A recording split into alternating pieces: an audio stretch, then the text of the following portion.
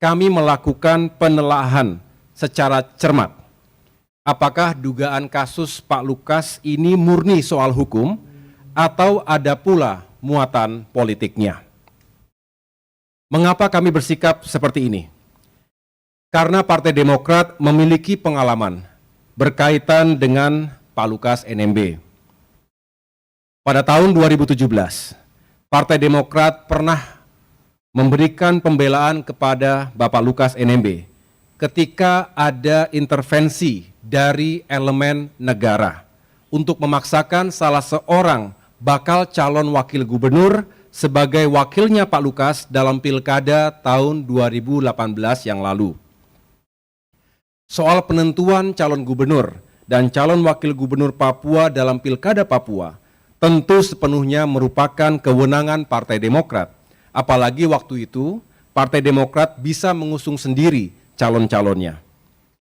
Ketika itu Pak Lukas diancam untuk dikasuskan secara hukum apabila permintaan pihak elemen negara tersebut tidak dipenuhi. Alhamdulillah atas kerja keras Partai Demokrat, intervensi yang tidak semestinya itu tidak terjadi. Kemudian pada tahun 2021, ketika Wakil Gubernur Papua, Bapak Clementinal meninggal dunia, upaya untuk memaksakan calon wakil gubernur yang dikehendaki oleh pihak yang tidak berwenang hidup kembali. Saat itu pun Partai Demokrat kembali melakukan pembelaan secara politik terhadap Pak Lukas. Kami berpandangan, intervensi dan pemaksaan semacam ini tidak baik untuk kehidupan demokrasi kita.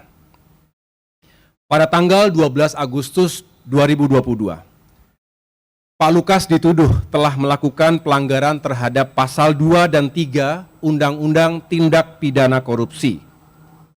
Unsur terpenting pada pasal tersebut adalah adanya unsur perbuatan melawan hukum dan penyalahgunaan wewenang serta adanya unsur kerugian negara. Tetapi pada tanggal 5 September 2022, tanpa pemeriksaan sebelumnya, Pak Lukas langsung ditetapkan sebagai tersangka. Beliau dijerat dengan pasal baru, yakni pasal 11 atau 12 Undang-Undang Tindak Pidana Korupsi tentang delik gratifikasi. Rekan-rekan sekalian, setelah mempelajari kasus hukum yang menimpa Pak Lukas itu, dan setelah berkonsultasi dengan Ketua Majelis Tinggi Partai, maka saya akan menyampaikan pandangan dan sikap Demokrat sebagai berikut.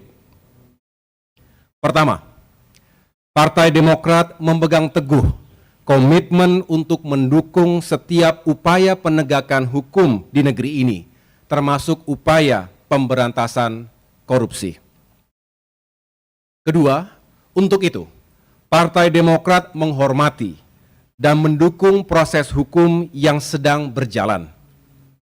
Kami hanya bermohon agar hukum ditegakkan secara adil.